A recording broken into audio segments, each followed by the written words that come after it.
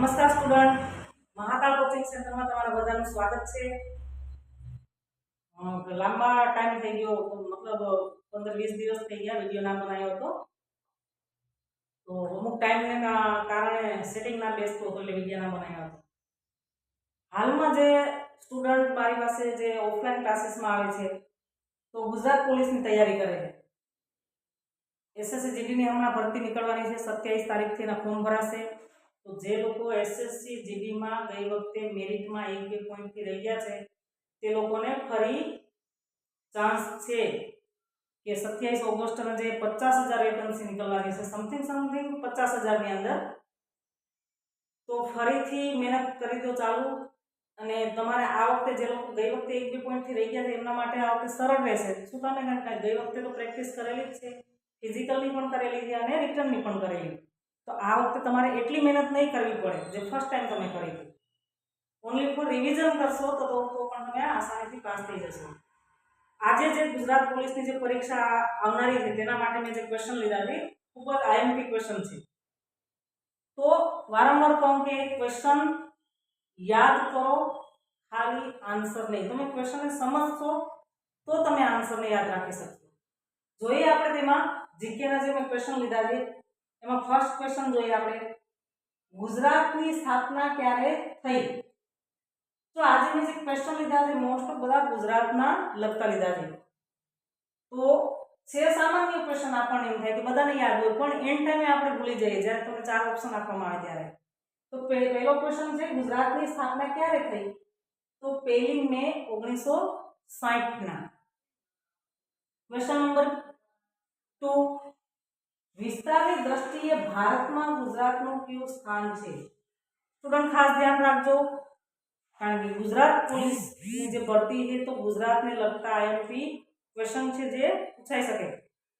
વિસ્તારની દ્રષ્ટિએ ભારતમાં ગુજરાતનું કયું સ્થાન છે? તો 5મું. તમારો જે બુક્સમાં જૂનો સિલેબસ છે એની અંદર 6થું હશે, પણ હાલમાં 5મું છે.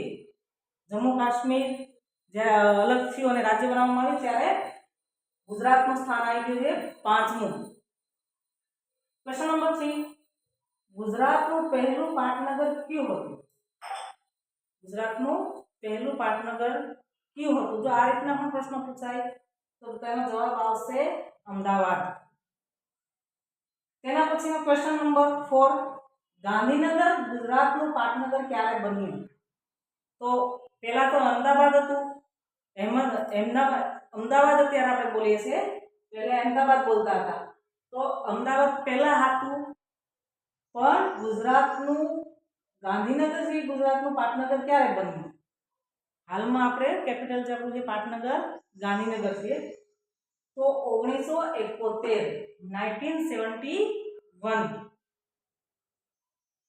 તેના પછીનો ક્વેશ્ચન 5 નંબર, ગુજરાતના પ્રથમ રાજ્યપાલ કોણ હતા?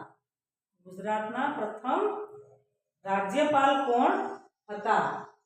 તો તેનો જવાબ આવશે મહેંદી નવાજ ગંજ. તેના પછીનો ક્વેશ્ચન 6 નંબર પર, ગુજરાતના પ્રથમ મુખ્યમંત્રી કોણ હતા? ગુજરાતના પ્રથમ મુખ્યમંત્રી કોણ હતા? તો જીવરાજ મહેતા. જીવરાજ મહેતા છે તેનો જવાબ આવશે. ક્વેશ્ચન નંબર 7, ગુજરાત વિધાનસભાના પ્રથમ સ્પીકર કોણ હતા?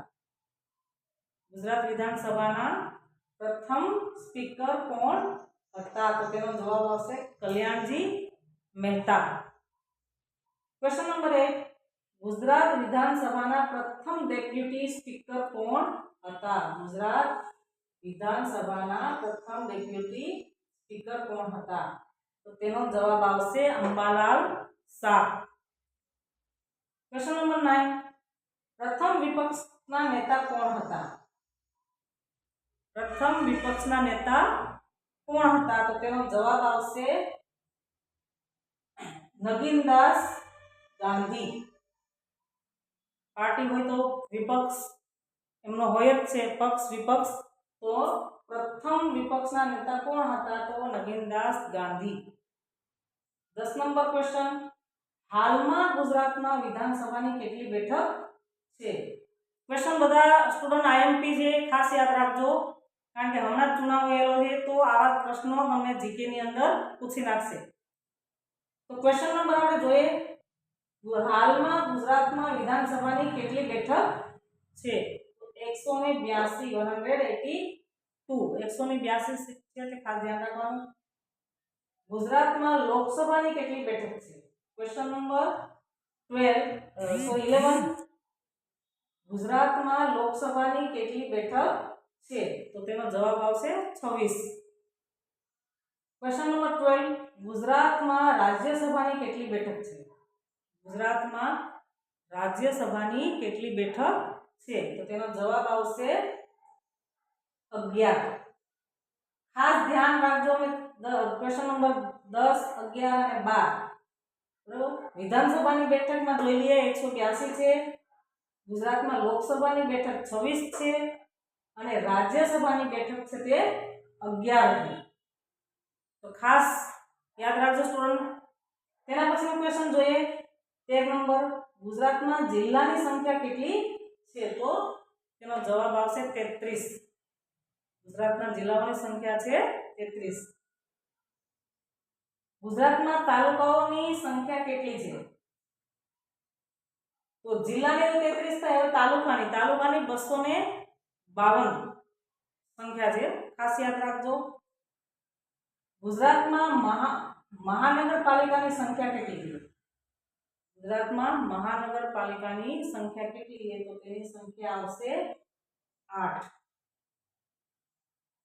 ક્વેશ્ચન નંબર 16 મહાગુજરાત જનતા પરિષદની સ્થાપના ક્યારે કરવામાં આવી હતી?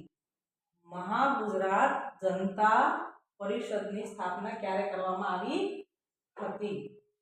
તો તેનો જવાબ આવશે 1956.